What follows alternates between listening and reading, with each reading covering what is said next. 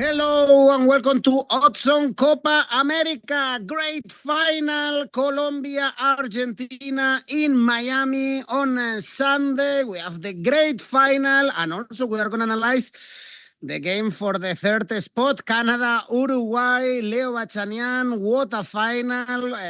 Colombia had to suffer a lot to beat Uruguay. Yes, absolutely, Edu. What a match! A sensational match yesterday in North Carolina. We had the Battle of Las Vegas with Brazil Uruguay. Yesterday we have the Battle of North Carolina, and I'm getting ready for the Battle of Miami with Argentina and Colombia, definitely. It was a good bet. The overcards, one red card, a lot of tension. But at the end, Colombia beat Uruguay, and they are going to try to beat Argentina in the final, as you said, in Miami, Messi's house. Yep. So, guys, let's ready to listen to Leo's tips, Leo's analysis. Don't forget to press the like, subscribe, and now let's go on with the show.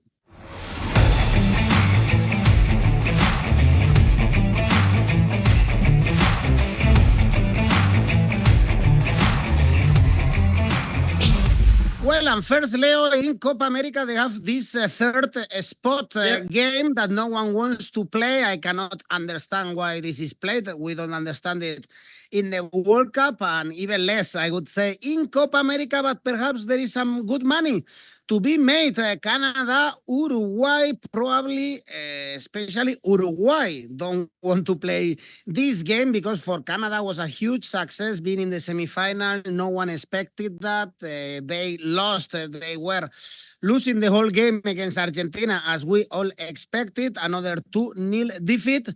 And they are really the underdog. Perhaps it's a good idea to back Canada somehow because Uruguay could pay the toll of a very tough game against Colombia with Betancourt injured, Leo, and I think even 𝐿𝐿𝐴 is going to be this game because he's suspended. Yes, and he was actually as well limping by the end of the match, 𝐿𝐴. There's still to be seen if Darwin Núñez is going to play because he could be sanctioned by the 𝐶ONMEBOL because he was fighting with Colombian supporters in the stands at the end of the match.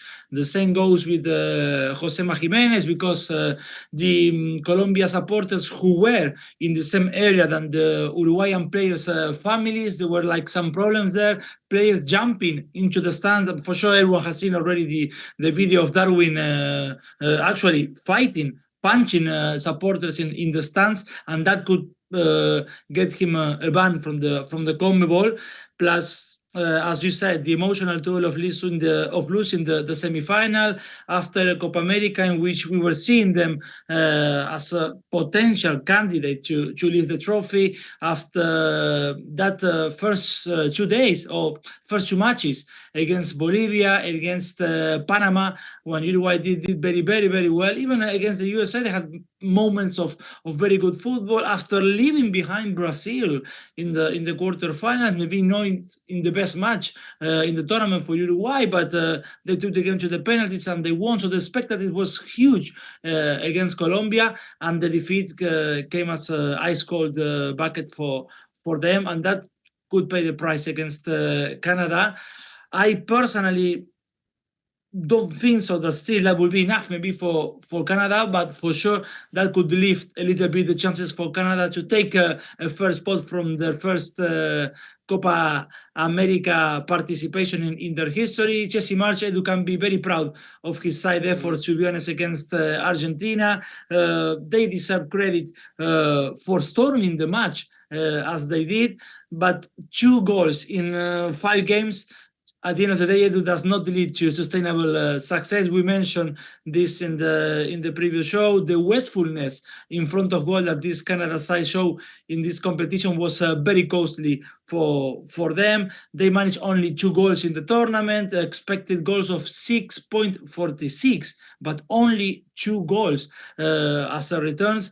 So this was the underperformance, in the worst underperformance in terms of the expected goals of all the teams in the competition. Out of the 16 teams, Canada's expected goals performance was actually the worst, and generating chances was not the problem because they had their chances. But even against Argentina, Leo. Yes, even against yes, Argentina, with 2-0 down. So they have a good spirit, actually. Yes, absolutely. And actually, one of the last balls of the game is that one when Emi Martinez gets with the ball in his hands in the floor after he's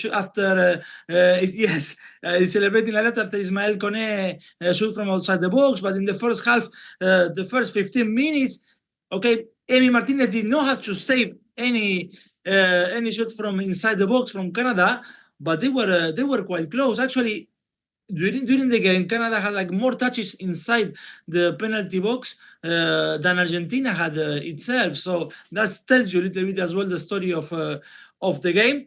That this performance so far for Canada will be enough in the third place.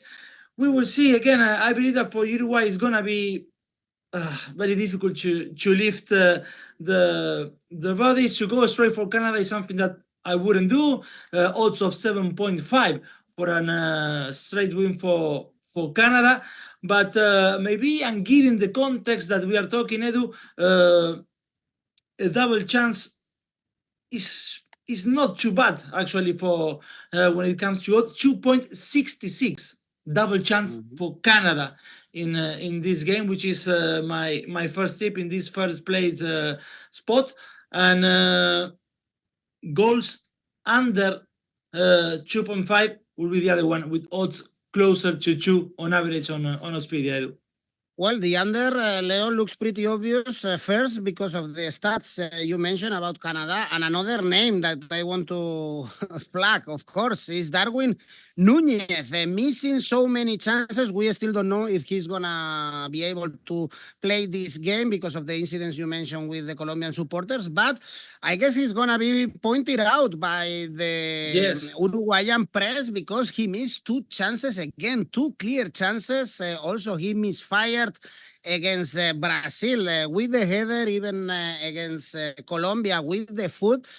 You cannot miss these chances if you want to be a top player. I was comparing, it's the obvious comparison with Luis Diaz. No, Lucho didn't have clear chances, but he offers you something else. Núñez is a number 9 that must score these chances.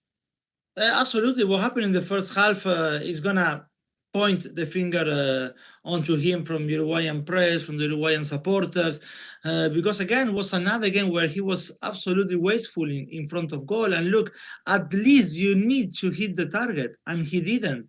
Look at Lucho.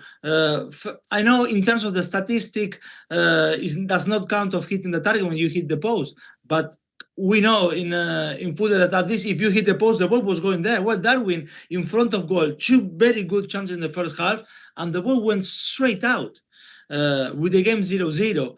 So that was massive for Uruguay. It's been the story so far of his career, mostly in England with Liverpool, how wasteful he could be. And then to see him at the end of the game fighting in the stands, I understand that his family was there. He has a baby kid. He was maybe scared that something could happen, but it wasn't the image for sure that he would like to give to the world.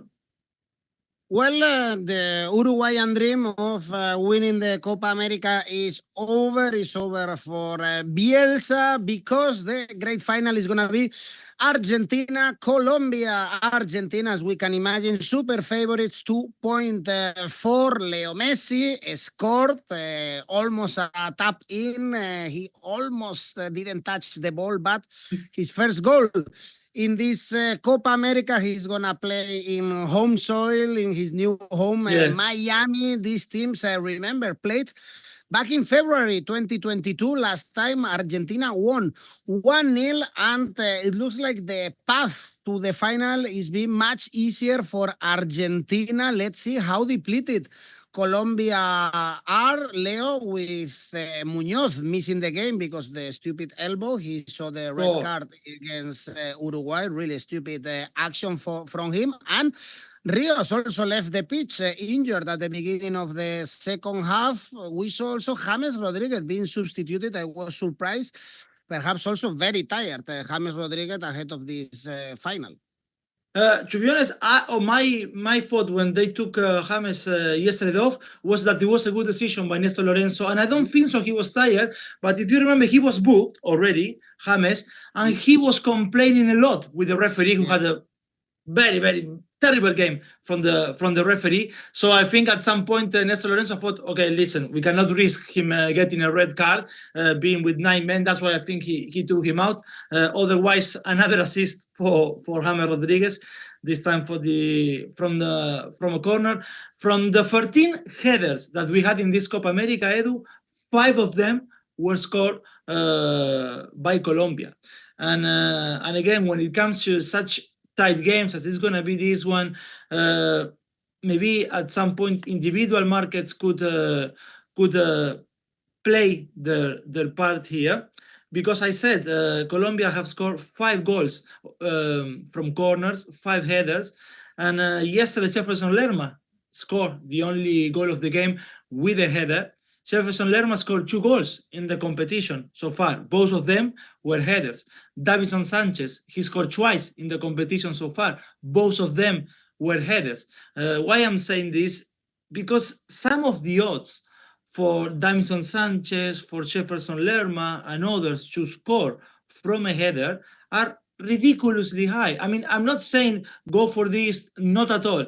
But, you know, maybe just very, very little money with these returns could become good money, because you have Davinson Sanchez on 33-1 to score from a header. As I said, Lerma, who already has 2 to his name, on 40-1. The same goes for John Córdoba, who scored from a corner against Panama in the quarterfinals as well, with similar odds.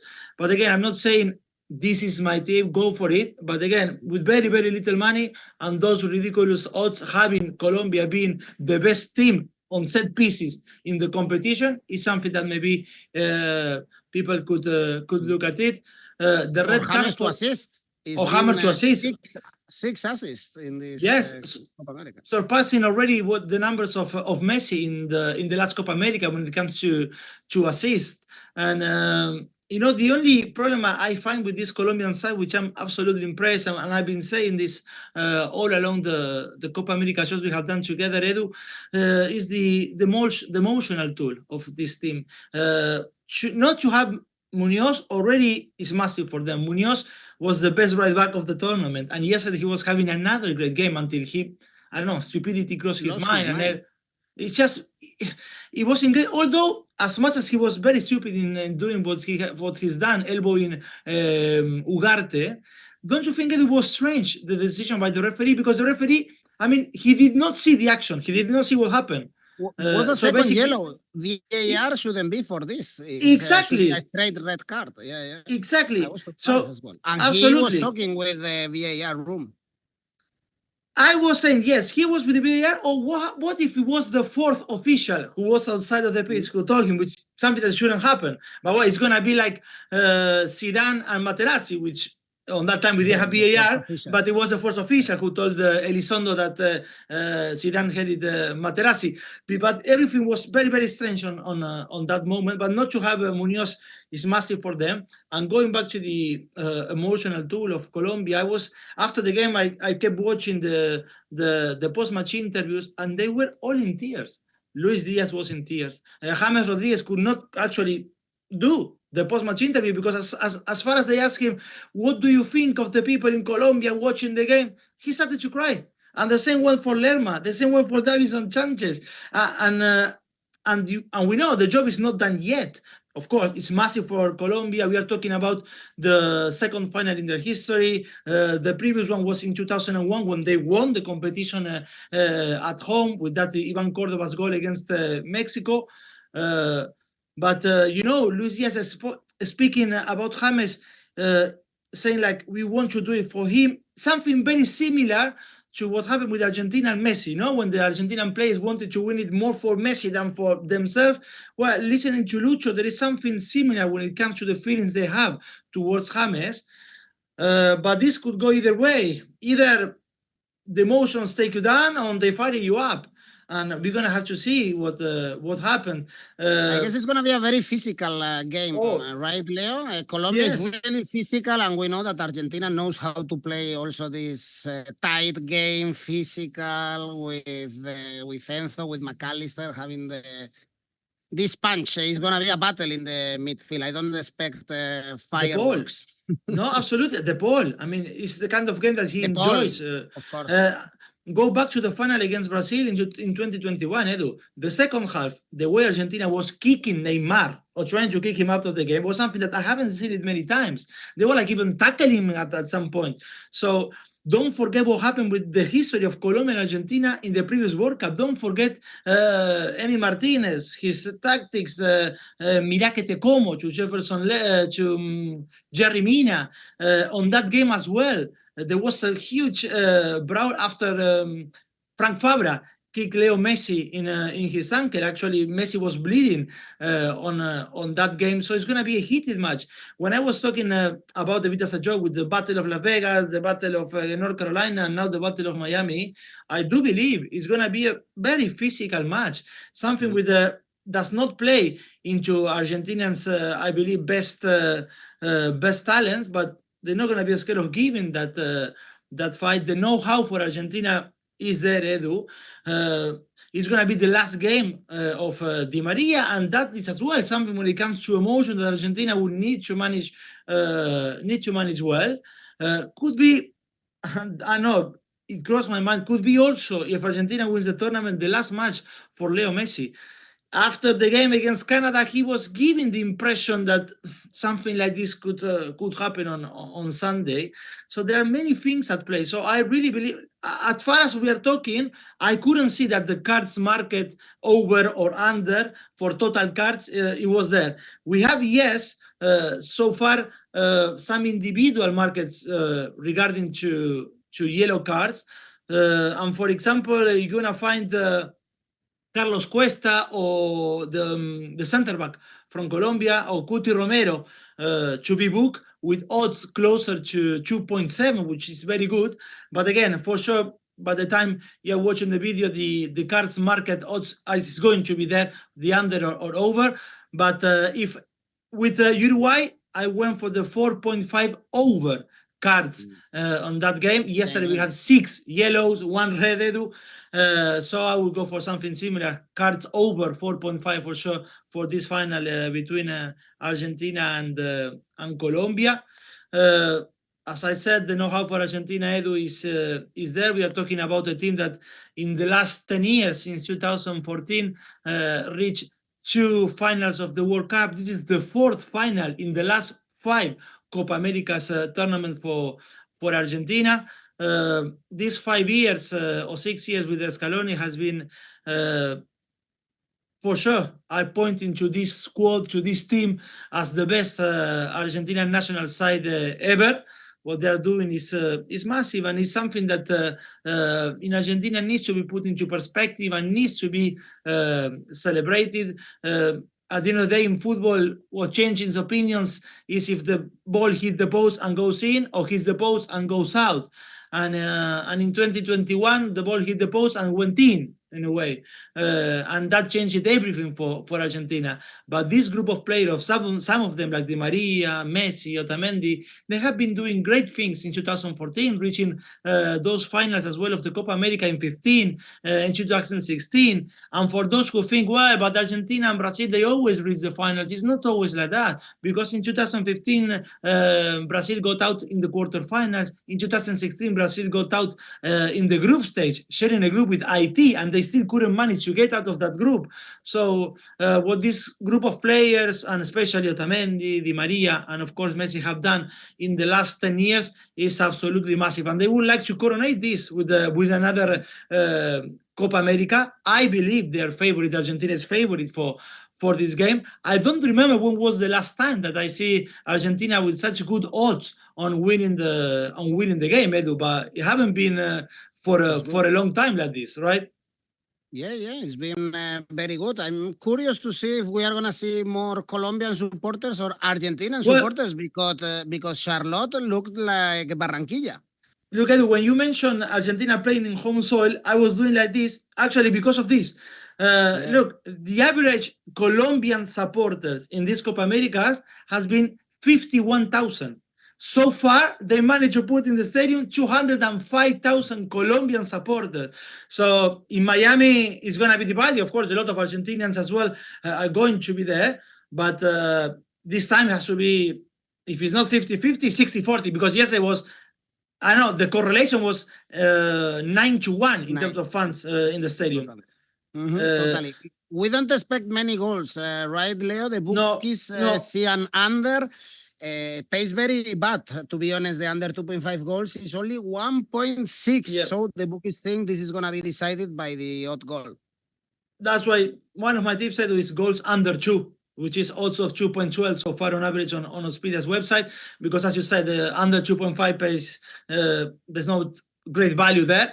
And I believe we are heading for a low scoring result in this Copa America final. Edu, in 2021 we had just as well was goals under 2 with that 1-0 for Argentina. Then yes, in 2019 was a different scoreline because there were differences, a big difference between the sides, Brazil and Peru. But when you go back to Argentina and Chile and those finals I mentioned before, 15 and 16, the game went to penalties, 0-0 after extra time. Because yes, another thing, Edu, we didn't have extra time in quarterfinals, semifinals. This time, if needed, the game is gonna go into extra time. But yes, I'm expecting a low goal affair in this final. We saw a penalty shootout in the last Copa America between these two teams in 2021, 1-1, and then Argentina was able to go through in penalties. Leo, any other tip on your side? Any other thing that you want to highlight?